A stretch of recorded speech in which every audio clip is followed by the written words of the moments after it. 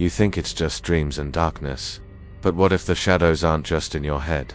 As a sleep doctor, I've seen things no science book dares to mention. Patients whispering about eyes in the dark, unseen things that follow them into their dreams. Tonight, I'm taking you inside the sleep lab, where the real nightmares don't wait for dreams, they wait for you.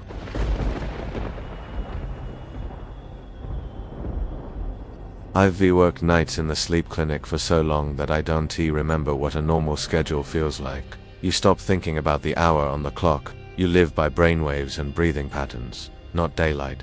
You also stop expecting silence. Every building creaks at night, but some sounds don't belong to buildings. The patient that night was a boy 9 years old, maybe 10. His parents said he'd been waking up screaming, not just nightmares episodes. He'd run down the hall with his eyes wide open, talking to people who weren't there. Pediatric parasomnias are common, but there was something in his mother's voice that made me uneasy, a deep, brittle fear. The intake went smoothly. Kids usually hate the wires and belts, but he was calm, too calm. He smiled the whole time I stuck electrodes to his scalp and taped sensors under his chin. You don't have to stay up all night, he told me softly. She only comes when it's really quiet. I asked him who she was. He just shrugged and lay down on the bed, small body swallowed by clean sheets. By midnight, he was deep in non-REM sleep. Perfect vitals. The control room hummed around me, green lines pulsing steady on the monitors. My technologist dozed in her chair. I watched the screens out of habit more than necessity. At 1:12 a.m. the temperature dropped, not on the thermostat, just in the air. A faint pressure, like the building itself was holding its breath. The boy shifted under the blanket. His EEG showed a sudden burst of delta waves, too sharp for that stage of sleep. Then, silence. No chest movement on the belts, no airflow through the nasal cannula. I leaned forward, heart pounding. Kids sometimes hold their breath in slow-wave sleep, but not for this long. 20 seconds, 30, 40. Then the microphones picked something up, a voice, not his. Wake up. I turned up the gain, the boy whispered back, barely audible. I'm already awake, but his EEG said otherwise. He was fully asleep. Come closer, the other voice said. Thin, low, almost like wind through a pipe. He smiled in his sleep. I can't. They're watching. I checked the room camera. He was lying perfectly still, no one else there. My technologist stirred awake, confused by the sound. Is someone in the room? She asked. No, I said, but my throat was dry. The voice again. They can't see me. The boy giggled. Then he sat straight up, eyes closed, head tilted like he was listening to someone right beside him. I missed you, he whispered.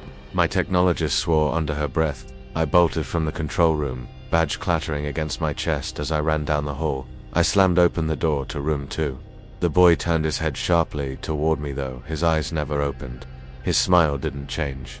Go back to sleep, I said gently, trying not to scare him. She doesn't like you, he whispered.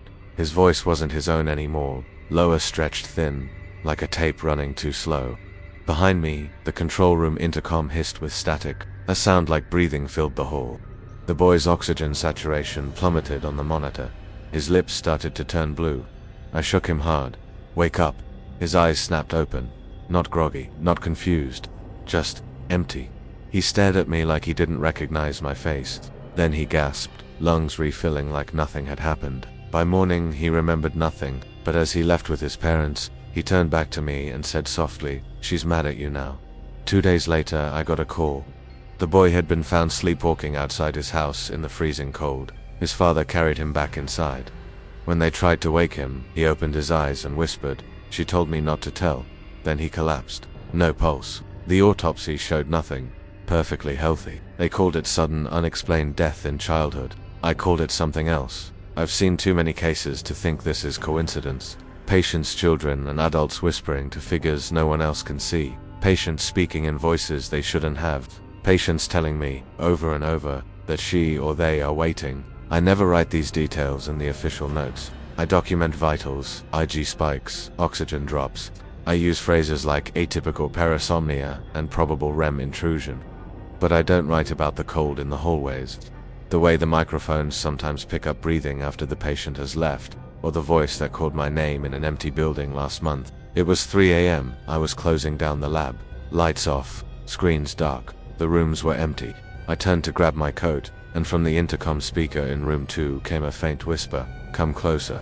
I don't know how long I stood there. frozen, staring at the dark doorway. I tell myself it's just in my head. Sleep deprivation, nerves, the brain making patterns where none exist. But I've started dreaming about her too. A pale figure standing at the foot of my own bed, not moving, not blinking, just waiting for me to close my eyes long enough to follow her wherever she takes the others. The worst part isn't what I see in the lab. It's what I feel when I finally drift off at home, the sense of someone leaning close. So close I can feel the cold on my cheek, and whispering in that thin, hollow voice. They can't see me. Now I leave the lights on when I sleep. I try to stay awake as long as I can. But when my body gives out and my eyes finally shut, I know she'll be there, and I think next time, she won't just wait.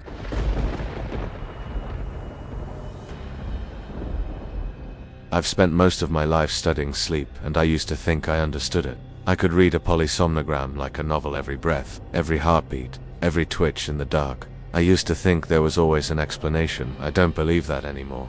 It was late autumn, the kind of night when the rain taps against the clinic windows and makes you feel like the world outside is melting away. We had only one patient scheduled, middle-aged man, construction worker, thick arms and a weary face. His wife said he'd started talking in his sleep, not mumbling full conversations with someone who wasn't there. He checked in at 9 sharp. No nonsense, no fear in his voice, just frustration. I don't dream, he told me as I hooked up the leads, but they keep telling me things in my sleep. Things I shouldn't know. What kind of things? I asked. He looked past me toward the doorway. Accidents, people dying, stuff that happens the next day. I smiled politely, wrote it down as stress-induced parasomnia. I'd heard stranger claims. But when I pressed a bit, he rattled off events I'd seen on the news. A car crash on the highway, a factory fire 2 towns over. He knew the exact details. By midnight he was out cold. Perfect vitals, IG smooth. I sat in the control room, sipping bitter coffee, listening to the soft patter of rain. My technologist scrolled through her phone. Everything was normal until it wasn't. At 1:37 a.m., his respiration changed. Not apnea, just slower, deliberate, like someone was controlling his lungs from outside. The microphone picked up a faint voice. Not his. Too soft to make out. I turned the gain up. "Are you ready?" it asked. The man stirred. "Not yet," he murmured. His lips barely moved, but the room mic caught every syllable. "What do you mean, not yet?" The voice pressed. It was thin, metallic, full of static. "Not time," he whispered. I glanced at the monitors. His heart rate was rising, oxygen dropping. I jumped from my chair and ran down the hall. As I opened the lab door, I heard it clearly, not through the speakers, not through the mic, but right in the room. "You don't get to choose." The man's eyes snapped open, but he wasn't awake. His pupils were blown wide, reflecting the faint red glow of the standby light. "Hey," I said sharply, "wake up." He turned his head toward me, slow, mechanical, and smiled. "They're coming for you too," he said in a voice that wasn't his own. The monitors behind me started to alarm, heart rate 190, oxygen in freefall. I shook him hard. "Wake up now." He gasped, body convulsing, and collapsed back into the bed. Vitals stabilized instantly. EEG showed REM suppression, like his brain had been forcibly yanked from a dream. When he woke in the morning, he looked pale and shaken. "I told you," he said. "They don't like being interrupted." I didn't know what to say. I gave him the standard speech about stress, referred him to neurology, told him to come back in a week, but he never did. 3 days later, I saw his name on the news. He'd been crushed at a job site when scaffolding collapsed. The time stamp made my stomach turn. The accident happened at 1:37 p.m., exactly 12 hours after his breathing changed in the lab. I tried to tell myself it was coincidence. I buried myself in reports, paperwork, calibration tasks.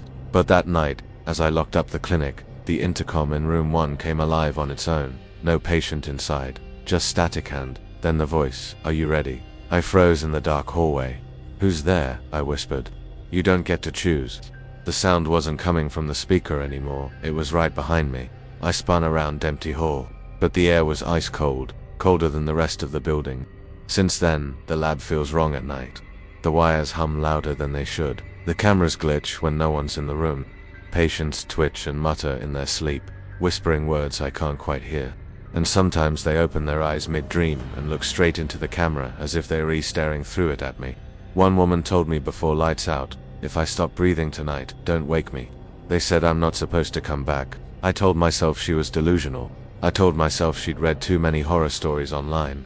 But at 2:11 a.m., her IG spiked into a pattern I'd never seen before, sharp, rhythmic bursts like Morse code. Then she whispered something into the mic that made my blood run cold.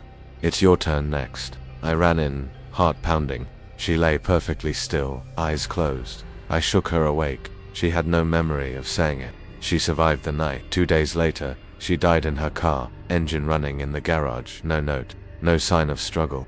Now I can't sleep. When I finally doze off at home, I wake to the sound of someone standing at my bedside, breathing too slowly, too evenly. Sometimes I hear the voice through the baby monitor in the empty lab, calling my name long after I've locked the doors. Last week, I stayed late to finish reports. It was 3 a.m., and the building was silent. As I packed up, I heard the faint click of a room door closing down the hall, but I knew all the rooms were empty. When I went to check, every door was open except room 4. The light inside flickered. The wires on the bed swayed like someone had just stood up, and then the intercom whispered, almost playful, "Are you ready?" I'm starting to think I don't have a choice.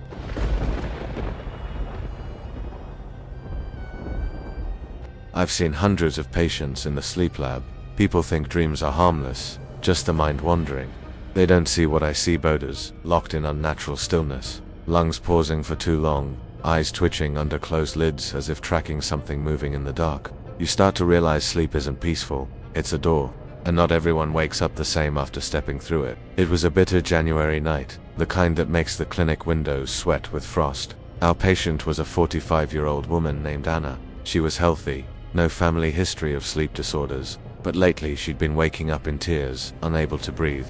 Her husband said she'd started talking in her sleep, apologizing to someone, over and over. When she came in, she looked exhausted but polite. "It's just stress," she kept telling me as I taped the EEG leads to her scalp. "I just need to get some answers so I can go back to work." But there was something in her eyes, a brittle shine, the way people look when they're too tired to be scared anymore. By midnight, she was out cold, deep non-REM. The belts showed steady breathing, the nasal cannula steady airflow. The rain outside had frozen into sleet, ticking against the glass like fingernails. At 1:04 a.m., she whispered something. I leaned closer to the monitor speaker. It was faint, almost drowned out by the white noise of the room. "I'm sorry," she murmured. "I didn't mean to see." Her IG spiked. A sudden burst of high-frequency activity wrong for the sleep stage she was in. I've seen microarousals before, but this wasn't that. It looked deliberate, patterned, almost intelligent. The microphone picked up another sound, a voice, male, distant. "You shouldn't have looked." I froze, glancing at the hallway monitor to make sure no one was inside her room. It was empty except for her. She stirred under the blanket, eyes still closed, and whispered back, "Please don't come closer." Her heart rate jumped to 160. Oxygen dropped into the 70s. The alarms screamed. I bolted from the control room and slammed open her door. She was sitting upright, eyes open but unseeing, lips moving in a silent conversation. Her skin looked gray under the fluorescent light. "Anna," I shouted, "wake up." She turned her head toward me, slow and mechanical. Her lips curved into a faint, unnatural smile. "He's standing right behind you," she said. I spun around the empty room, just the steady hum of the air conditioner and the tangled wires snaking across the floor. When I turned back, her body convulsed. I grabbed her shoulders and shook her until she gasped, eyes fluttering into real wakefulness. Where is he?" she whispered, scanning the room like a frightened child. "Who?" I asked, trying to keep my voice calm. "The man with no eyes. We ended the study early."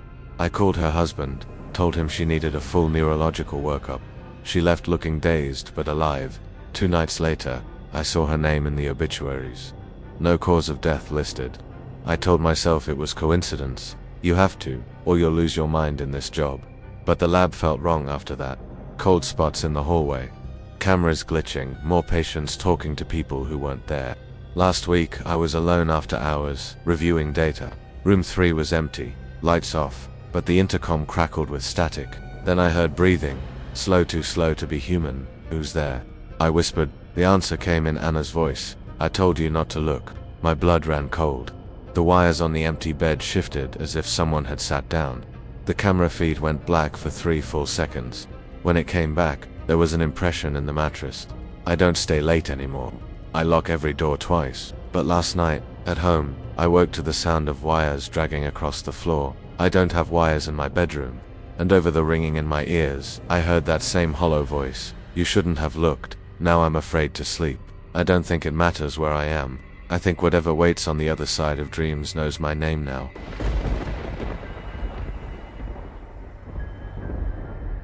I've spent my career inside sleep labs, watching strangers breathe in the dark. People imagine it's quiet work, all soft beeping and harmless dreams. They're wrong. Sometimes the lab feels less like a clinic and more like a hunting ground.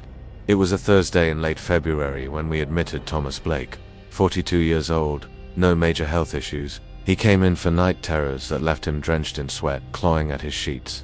His wife told me, voice shaking, that he sometimes woke standing in the hallway, talking to someone she couldn't see. Thomas looked like he hadn't slept in a month. Hollow cheeks, cracked lips, yellowish eyes that wouldn't stop darting to the corners of the room as I wired him up. I don't remember the dreams, he said, but I know they're real. I wake up with dirt under my nails.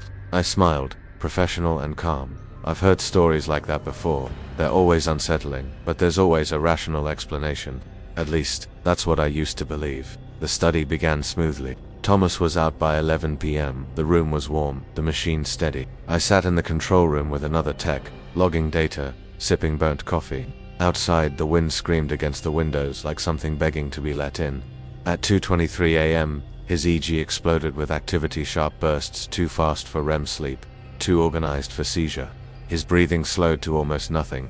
On the room mic, we heard him whispering, "Don't open the door," he muttered. "Don't let them see you." We glanced at the video feed. The door to room 2 was closed. I assumed he was dreaming. Then we heard 3 heavy knocks, not through the speakers, from the hallway itself. My coworker looked at me, pale. "Did you hear that?" Before I could answer, Thomas spoke again. "They're here." I bolted down the hall. The corridor was silent, lights buzzing overhead. When I opened his door, he was sitting upright, eyes wide open but unblinking. His head turned slowly toward me, as if his neck were a rusted hinge. "You shouldn't be here," he said in a flat, unfamiliar voice. The air in the room felt wrong, thick and cold, like stepping into a freezer. Behind me, I swear I heard soft footsteps retreating, even though the hallway was empty. "Thomas," I said, forcing calm into my voice. "Wake up." He smiled, but his face didn't look human anymore. His lips stretched too far, his eyes glassy and fixed on something over my shoulder. "They said you'd watch tonight," he whispered. "Now they're watching you." The alarms screamed, heart rate spiking, oxygen plummeting. I grabbed his shoulders and shook him hard. He gasped and collapsed back on the bed, awake but trembling. When morning came, he barely remembered a thing. Just fragments, a long hallway, a door with no handle, something waiting on the other side, whispering his name. We discharged him with a referral to neurology. Standard procedure. That evening, before I even left the lab, the news hit. Thomas had been found in his driveway, barefoot, staring at nothing. His wife said he told her, I had to follow them. Then he dropped dead before the ambulance arrived. The official cause was sudden cardiac arrest, but I saw the data from the night before. His heart had been perfectly healthy until the moment those knocks echoed through the hall. Since that night, the clinic hasn't felt safe. The air vents hum at odd hours. Empty rooms smell faintly of soil, damp and rotten, like freshly turned earth.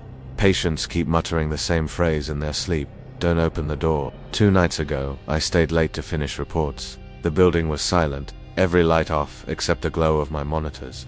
At 3 a.m., the video feed for room 2 flickered on by itself. The bed was empty, but the wires were moving, coiling and uncoiling as if being handled by invisible hands. I told myself it was a glitch. I told myself I was tired. Then the intercom clicked alive. "You're next," Thomas's voice said.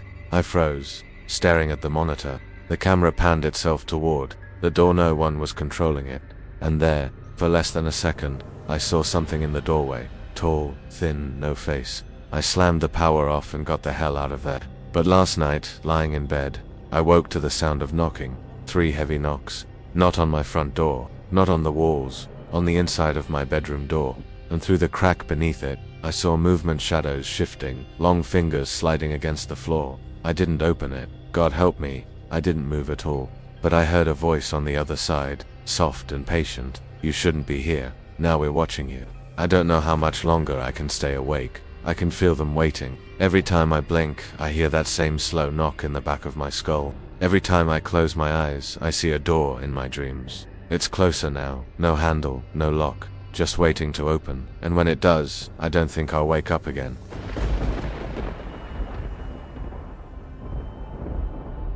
I've spent years watching people sleep, hundreds of nights in dim rooms filled with wires and cameras. I've seen apnea, REM behavior disorder, parasomnias, night terrors, sleepwalking, but none of that prepared me for what happened with patient 217. He was a man in his mid-30s, tall, broad shoulders, calm in a way that made me uneasy. He arrived in the evening, carrying nothing but a small duffel bag. His referral was routine, unexplained waking hallucinations. Sometimes, he claimed, he would wake to find figures in his room, shadowy forms standing just out of reach. His wife said he wasn't violent, but terrified. She insisted he hadn't been imagining it, that she had seen the fear on his face long before he remembered anything. I remember the first time I met him. There was an intensity in his eyes, like he was already aware of things I wasn't. He shook my hand, polite, almost distant. "I just want to sleep," he said. "I don't care if it's perfect sleep, just uninterrupted."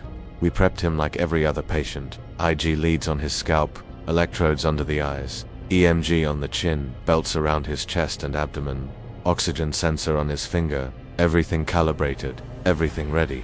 The room itself was hotel-like, neutral walls, soft sheets, a small lamp on the bedside table, nothing to intimidate a patient, but inside, I felt a tension I hadn't felt in years. He fell asleep quickly. Stage 1, Stage 2, slow wave sleep. Everything normal. I watched the monitors from the control room, leaning back in my chair, sipping cold coffee, and then, at 2:47 a.m., the anomalies began. The first sign was subtle. A micro orozao, just a flicker on the IG, his muscles twitching slightly beneath the chin electrodes. But it wasn't ordinary. It was rhythmic, deliberate. Then his voice came through the microphone. "Don't look at me." I froze. The room was empty. No staff had entered. The intercom was off. His EEG showed he was in REM, fully paralyzed, brainwaves consistent with deep dreaming. "Who was there?" I whispered into the empty room. The answer came, not from him, not from the speakers, but from the silent air itself. I blinked, leaning closer to the microphone. The boy patient 217 was 35. Not a boy was still asleep, lips barely moving. The voice was deep, metallic, impossible. It whispered again, "You promised." At that moment, the monitors all spiked. Heart rate, oxygen, IG. I ran down the hall and opened the door. The man was sitting upright, eyes wide open but completely blank, staring into the corner of the room as if someone were there. His lips were moving in sync with the whisper. I touched his shoulder. His skin was ice cold. "Wake up," I shouted. He didn't respond. He just turned his head slightly, the empty eyes locking onto mine. "They're here," he said. I backed away. No one else was in the room. No equipment malfunction. And yet, the feeling in the room, the pressure, the cold, the whispering was real. My technologist, sitting in the control room, was frozen in place, pale and trembling. We couldn't wake him. Physiology said he was asleep, paralyzed, in REM, but the video feed showed him sitting, his body responding to something invisible. Hours passed. His vitals stabilized temporarily, then crashed again. By dawn, he woke naturally, disoriented, sweating. I saw them," he whispered. "They're real. I saw them standing in the corners, listening." I documented the episode clinically. REM sleep with atypical arousal, parasomnia, physiological instability, but I didn't write down what I felt, the suffocating pressure in that room, the whispers that seemed to echo long after the patient had left, the sense that something was following him. He left the clinic that morning. I told him to follow up, to record episodes, but he never returned. 2 days later, I got the call. He had been found dead in his apartment, perfectly healthy, sitting upright in his chair. His eyes were open, fixed, unseeing. No signs of struggle, no cardiac history, nothing, just gone. Since that night, the lab hasn't felt right. Equipment malfunctions, lights flickering, whispers caught faintly on microphones when no one is present. Patients report the same phenomena, figures in corners, whispers in their ears, voices that aren't theirs. Last week, I stayed late to review data. Room 3 was empty, the monitors off, but the microphone crackled with faint static. Then I heard it, unmistakable. "You shouldn't have come back." I froze. My office was empty. The halls were empty. Only me, only the lab. And yet, the voice came from somewhere, everywhere. Then the lights flickered. On the monitor, the video feed for room 2 activated. The bed was empty. Wires moved on their own, coiling like serpents. I ran down the hall, no one there. The room was still. The video feed showed an impression on the mattresses, if someone had been sitting there moments before. Now, at home, I wake to whispers, I wake to scratching, footsteps, shadows that move even when the lights are on. I see figures at the corners of my vision vanish when I turn my head. I dream of room 217, the man, the whispers, the corners, and every time I sleep, I feel them watching, waiting. Sleep medicine deals in data, in numbers, in measurable physiology. But there are nights when the data doesn't explain what I see. Nights when a patient sits upright in REM, speaking to someone invisible, their body responding to forces I cannot quantify. Nights when I hear the whispers in the empty hallways of the lab, or even in my own home. I've spent my life studying sleep, and I used to believe everything could be explained. Not anymore. Sleep isn't rest. It's a passage, a door, and some nights, things come through that door we cannot see, cannot stop, cannot understand. I keep the lights on now. I double lock every door, but when I close my eyes, I feel them, the whispers, the shadows, and I know it's only a matter of time before they come for me, just like they came for patient 217, and I'm not sure I want to wake up again when that happens. Sleep is supposed to be safe, but after everything I've witnessed, I'm not sure it ever is. The corners of the room, the whispers, the figures, they might be closer than you think, waiting for the moment you close your eyes. If you think you're brave enough, follow my stories and subscribe, because the next patient's nightmare could be yours.